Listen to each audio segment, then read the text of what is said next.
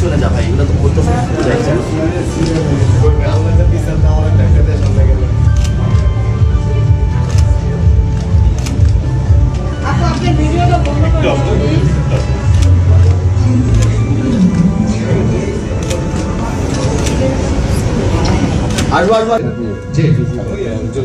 সোমবার এই যে আয়োজনটা দেখছেন আপনি, আপনার কাছে কেমন লাগছে এবং আপনার কাছে কি মনে হয় যে এরকম আয়োজনটা? এবার নতুন একটি ওপেনিংয়ে হাজির হলো অভিনেত্রী শবনম বুবলি। তার লুকসে ছিল দারুণ একটি ভাইব। পার্পেল কালারের লেহেঙ্গাতে বউ সেজে হাজির হয়েছে তিনি। এক্সপিরিয়েন্স শেয়ার করেছে তার নিজের বিয়ের। সাকিবের সঙ্গে ছোট্ট করে ঘরোয়াভাবে বিয়ে হয়েছে তার।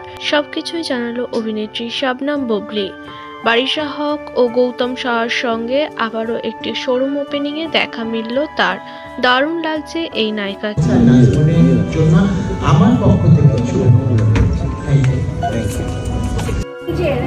প্রথম আপনি পৌঁছাতে ছিলেন নিজের বিয়েগুলো, সেই অনুযায়ী দেখতে সেটা খুব সিম্পল ছিল আসলে। শাড়ি পরেছিলাম এবং যেহেতু আমরা ভিডিও কিছু সিক্রেট ব্যাপার থাকে, তো সেখানে খুব যদিও খুব ঘরোয়া ভাবে করেছিল, বাট খুব সিম্পল শাড়ি সেটেছিলাম একদম মনের মতো, যেটা কিনা আমার নিজের কাছে বিয়েবাড়ির সবচেয়ে প্রধান যে আইটেম সেটা হচ্ছে আমাদের খাবার। আপনার বিয়ের কোন খাবারের স্মৃতিটা আপনার মনে পড়ে?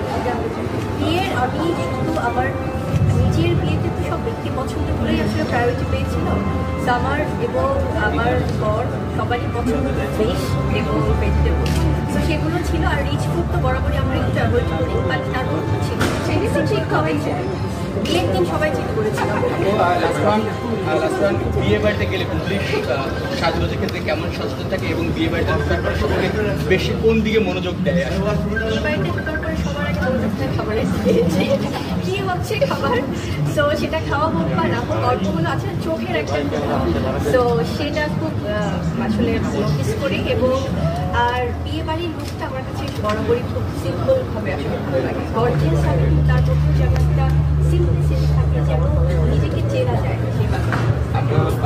শেষ করবো তার আগে নতুনদের কাছে যেতে চাই, তারা এত মডেল বা নায়িকাদের